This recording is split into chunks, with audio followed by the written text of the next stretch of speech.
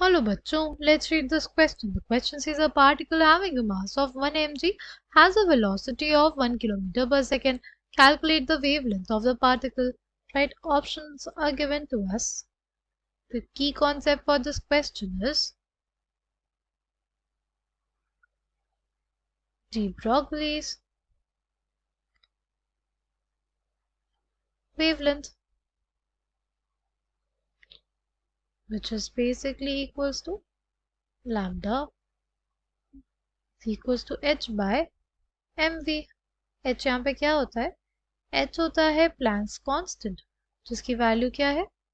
6.626 into 10 raised to the power minus 34 joule second. Right now अब अगर हमें question की बात करें तो हमें लैम्डा तो निकालना है. h की वैल्यूज यूज कर ली हमने. 6.626 10 raised to the power minus 34. Joule को हम लोग क्या लिख सकते हैं? जूल को हम लोग लिख सकते हैं kg मीटर स्क्वायर पर सेकेंड स्क्वायर इंटू सेकेंड. ये मैंने कैसे लिखा? सी, जूल हमारे पास किसकी यूनिट होती है? जूल हमारे पास एनर्जी की यूनिट होती है. राइट, एनर्जी या वर्क की यूनिट होती है. और वर्क क्या है? वर्क हमारे पास फोर्स इंटू डिस्टेंस होता है. राइट, फोर्स क्या होता है? Force is basically mass into acceleration. Right, mass की यूनिट क्या? केजी. एक्सेलरेशन की क्या? मीटर पर सेकेंड स्क्वायर. ठीक, ये हो गया. और डिस्टेंस की यूनिट क्या हो जाएगी हमारे पास? मीटर, क्योंकि ये हमारे पास क्या आ गया? ये हमारे पास फोर्स आ गया. फोर्स इंटू डिस्टेंस किसके बराबर होता है? वर्क के. इसीलिए हमारे पास हो गया क्या? केजी मीटर स्क्वायर पर सेकेंड स्क्वायर. राइट, बाय क्या हो जाएगा? एम. एम कितना दिया हुआ है? 1 mg. उसको हम लोग किस में कन्वर्ट कर लेंगे? ग्राम में. ठीक, क्योंकि हमें पता है 1 mg is basically equals to 10 raised to the power minus 3 gram.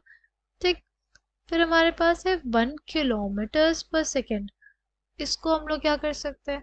1 kilometre को लिख सकते हैं 1000 मीटर्स पर सेकेंड. राइट, यहाँ से भी हमारे पास क्या आएगा? पर सेकेंड आएगा. पर सेकेंड कट गया. 1 मीटर से 1 मीटर कट गया. ठीक, केजी को हम लोग क्या लिखते हैं? ग्राम में, यानी किससे मल्टीप्लाई कर दे? 10 raised to the power 3. Right, 1 kg is basically equals to 10 raised to the power 3 gram. 10 raised to the power 3 gram. ठीक, और हमारे पास मीटर्स में रहेगा by 10 raised to the power minus 3 into 1000. Right, ये हमारे पास क्या आ जाएगा?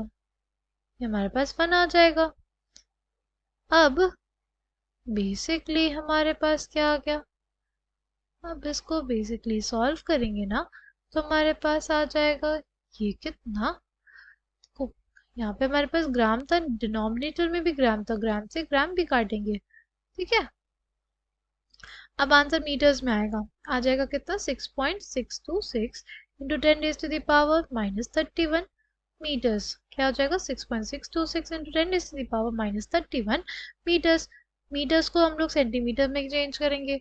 क्या हो जाएगा? 6.626 into 10 raised to the power minus 31 इंटू 100 सेंटीमीटर, क्योंकि हमारे पास 1 metre is equal to 100 centimetre होता है.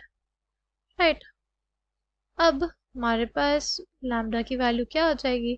लैम्डा की value will be equal to 6.626 into 10 raised to the power minus 29 centimeter.